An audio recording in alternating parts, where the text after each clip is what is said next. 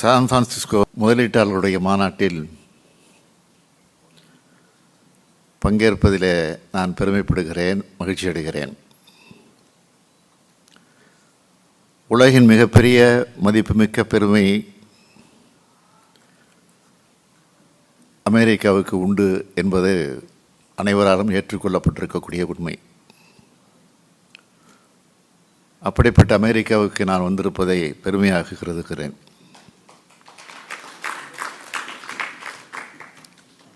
இந்தியாவில் உள்ள தமிழ்நாடு என்ற மாநிலத்தின் மக்களால் தேர்ந்தெடுக்கப்பட்ட முதலமைச்சர் நான்.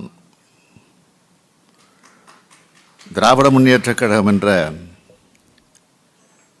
75 ஆண்டுகள் பழமையான அரசியல் இயக்கத்தின் தலைவராக நான் இருக்கிறேன். இப்பொழுது தமிழ்நாட்டை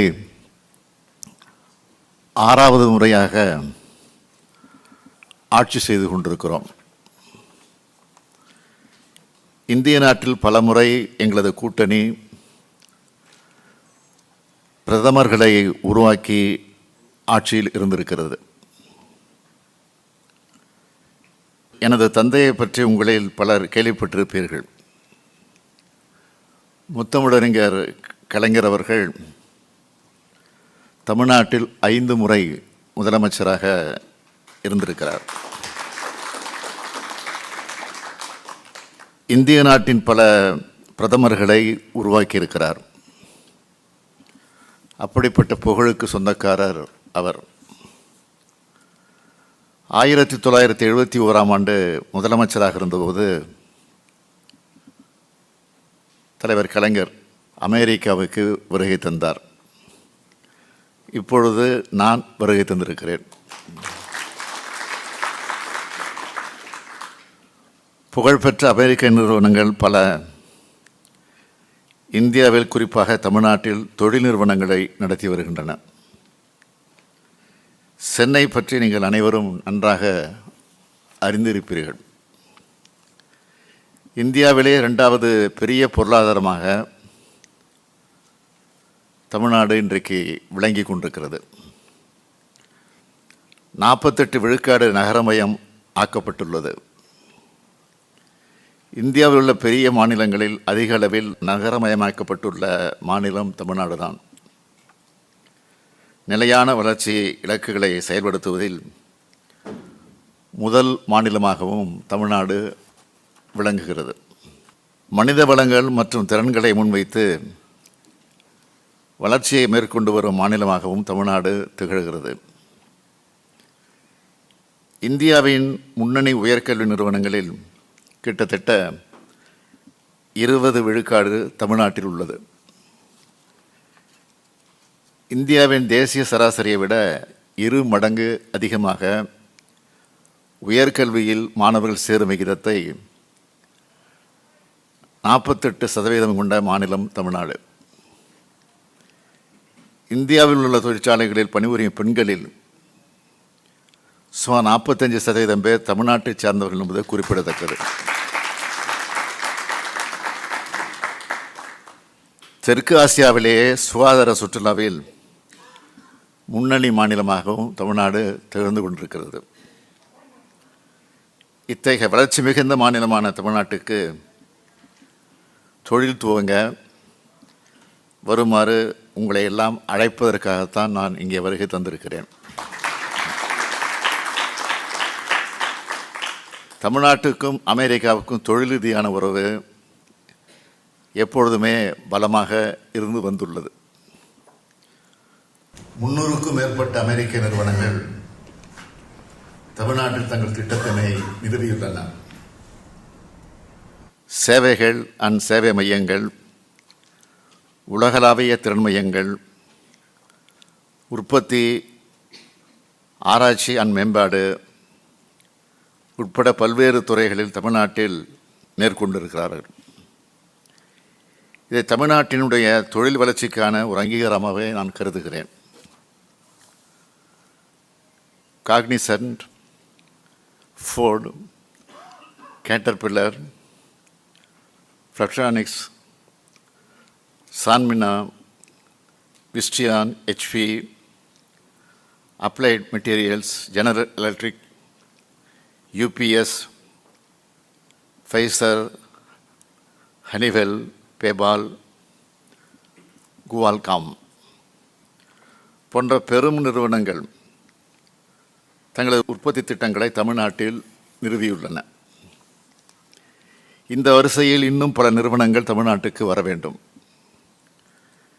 ஏற்கனவே தொழில் தொடங்கியுள்ள நிறுவனங்களும் தங்கள் தொழிலை இன்னும் விரிவுபடுத்த வேண்டும் என்று கேட்டுக்கொள்கிறேன்.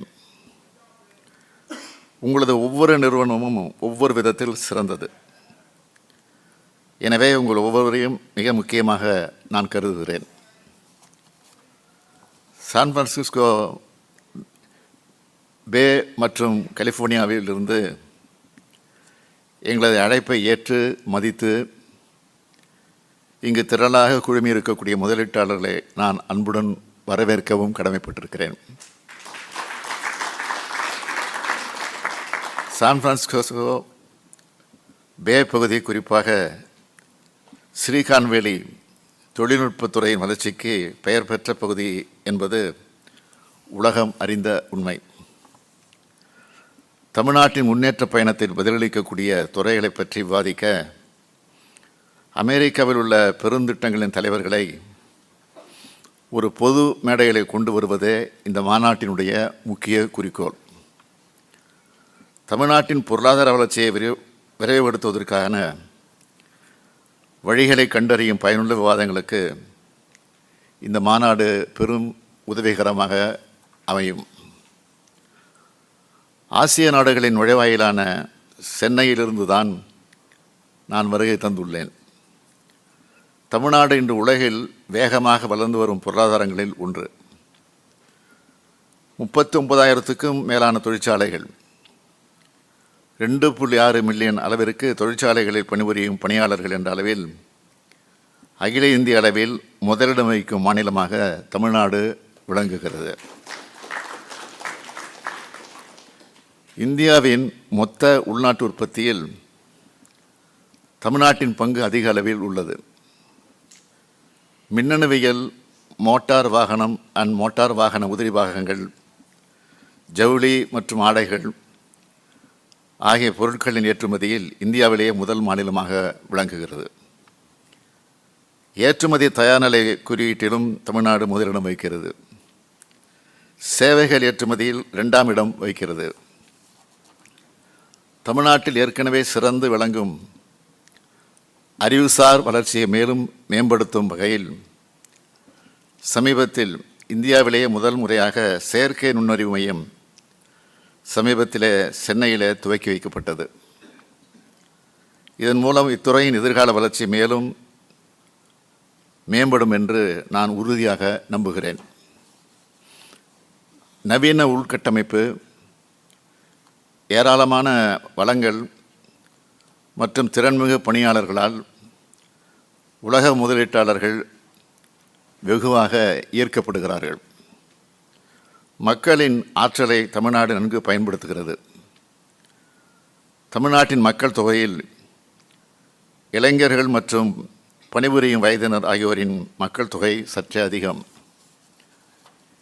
இது எதிர்கால வளர்ச்சிக்கு ஒரு தனித்துவமான நன்மையை வழங்குகிறது.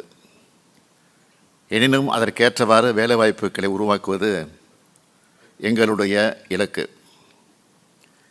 இதன் பொருட்டு பல்வேறு முன்முயற்சிகளை நாங்கள் மேற்கொண்டு வருகிறோம்.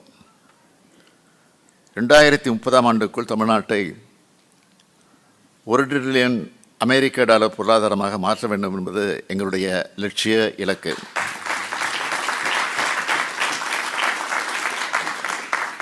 இதை அடைவதற்காக மூலதனம் அதிகம் உள்ள தொழில்களையும் வேலைவாய்ப்பினை அதிகப்படுத்தும் தொழில்களையும் ஈர்ப்பதில் நாங்கள் கவனம் செலுத்தி வருகிறோம். இவ்வாறான இருமுனை முயற்சி தற்போது சாதகமான பலன்களை அளித்து வருகிறது. இவ்வாறான முன்முயற்சியினை ஒரு அங்கமாகத்தான் 2024ஆம் ஆண்டு ஜனவரி மாதம் 7 மற்றும் 8ஆம் தேதிகளில் சென்னையில் உலக முதலீட்டாளர் மாநாடு 2024ஐ மிக வெற்றிகரமாக நடத்தி காட்டினோம்.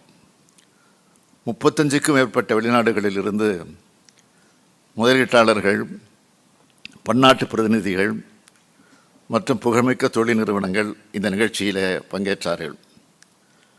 அமெரிக்க பிரதிநிதித்துவமும் இந்த மாநாட்டில் குறிப்பிடத்தக்க வகையில் அமைந்தது. அந்த மாநாடு மூலமாக நாங்கள் மேற்கொண்ட புரிந்துணர்வு ஒப்பந்தங்களின் எண்ணிக்கை எவ்வளோ தெரியுமா? 631.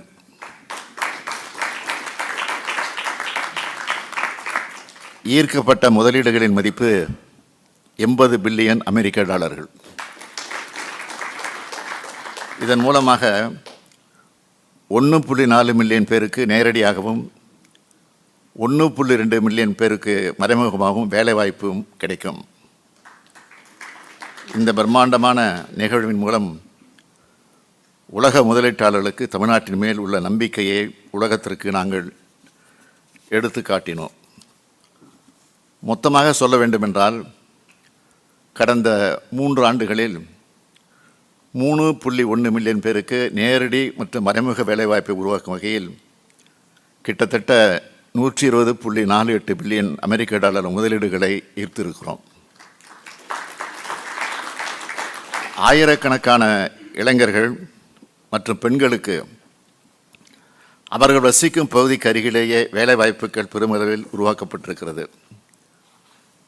இதன் மூலம் மாநிலத்தின் அனைத்து பகுதிகளும் சமமான அளவில் உறுதியாக சமூக பொருளாதார வளர்ச்சி பெற்று வருகிறது. இவ்வாறு ஈர்க்கப்பட்ட முதலீடுகளில் அமெரிக்க நிறுவனங்களின் முதலீடுகளும் பெருமளவில் உள்ளது என்பதையும் நான் உங்களுடன் மிகவும் மகிழ்ச்சியுடன் பகிர்ந்து கொள்கிறேன். இந்தியா, அமெரிக்கா ஆகிய நாடுகளுக்கு இடையேயான பொருளாதார உறவுகள் சமீப காலங்களில் மிக பெரும் எழுச்சி கண்டுள்ளது. இந்திய சந்தைக்குள் நுழையும் அமெரிக்க நிறுவனங்களின் எண்ணிக்கை தொடர்ந்து அதிகரித்து வருகிறது. தெற்கு ஆசியாவிலேயே முதலீடுகளை ஈர்த்திட உகந்த மாநிலமாக விளங்கும் தமிழ்நாட்டில் எண்ணற்ற அமெரிக்க நிறுவனங்கள் தங்கள் திட்டங்களை இங்கு நிறுவியுள்ளார்கள். இன்னும் பல நிறுவனங்களும் பேச்சுவார்த்தைகள் மேற்கொள்ளப்பட்டு வருகிறது. இதற்கு தேவையான பல்வேறு தொழில் கொள்கைகளையும் சிறப்பு ஊக்குவிப்பு திட்டங்களையும் நாங்கள் வெளியிட்டிருக்கிறோம். மின்னணுவியல் கொள்கை, நிதிநுட்ப கொள்கை, ஏற்றுமதி மேம்பாட்டுக் கொள்கை, ஆராய்ச்சி அண்ட் மேம்பாட்டுக் கொள்கை, ஒவ்வொரு திட்டத்திற்கும் தேவைப்படும் அனுமதிகளை விரைவாகவும் எளிதாகவும் பெற்றிடும் வகையில் ஒற்றைச்சாளர இணையதளத்தை ஏற்படுத்தியிருக்கிறோம். இதன் மூலம் முதலீட்டாளர்கள் தங்கள் திட்டத்திற்கு தேவையான அனுமதிகளை ஆன்லைனிலே பெற்றுக்கொள்ள முடியும். வணிகம் புரிதலை எளிதாக்குவதற்காக நாங்கள் மேற்கொண்ட சிறப்பு முயற்சிகளின் காரணமாக வணிகம் புரிதலை எளிதாக்கும் தரவரிசையில் சிறந்த செயல்திறன் கொண்ட மாநிலம் என்று தமிழ்நாடு வரையறுக்கப்பட்டுள்ளது. மின்னணுவியல், செமிகண்டக்டர்கள், ஆராய்ச்சி அண்ட் மேம்பாடு, அரைகலன்கள், மேம்பட்ட உற்பத்தி போன்ற துறைகளில் உங்களின் மேலான முதலீடுகளை நாங்கள் வரவேற்கிறோம். ஒருவருக்கு ஒருவர் பரிமாறும் நட்பின் அடிப்படையிலான நல்லுறவின் மூலமாகத்தான் நாம் வளர முடியும். இந்தியாவுடன் உள்ள அந்த நல்லுறவை குறிப்பாக தமிழ்நாட்டு முன்னேற்றத்திற்கு அமெரிக்க நிறுவனங்கள் பயன்படுத்திட வேண்டும் என்று நான் கேட்டுக்கொள்கிறேன். உயர்ந்த மனித வாழ்வியல் நெறியை கொண்ட நாடு அமெரிக்கா. அந்த அடிப்படையோடு தமிழ்நாட்டின் தொழில் மற்றும் பொருளாதார மேம்பாட்டுக்கு நீங்கள் பங்களிக்க முதலீட்டாளர்களை சிவப்பு கம்பளம் விரித்து தமிழ்நாடும் உங்களை வரவேற்க காத்திருக்கிறது. எங்களின் அரசு பயணம் பெரும் வெற்றி பெற உறுதுணையாக நின்ற சான் பிரான்சிஸ்கோ துணை தூதர் டாக்டர் ஸ்ரீஹர் ரெட்டி அவர்களுக்கும் அவரது குழுவினை சார்ந்த அனைத்து தூதரக அதிகாரிகளுக்கும், இதெல்லாம் ஒருங்கிணைத்த திரு கௌரவ் வர்மா அவர்களுக்கும், லேலா கண்ணப்பன் அவர்களுக்கும், என் ரங்கசாமி அவர்களுக்கும் என்னுடைய நெஞ்சார்ந்த நன்றியை தெரிவித்துக் கொள்ள விரும்புகிறேன்.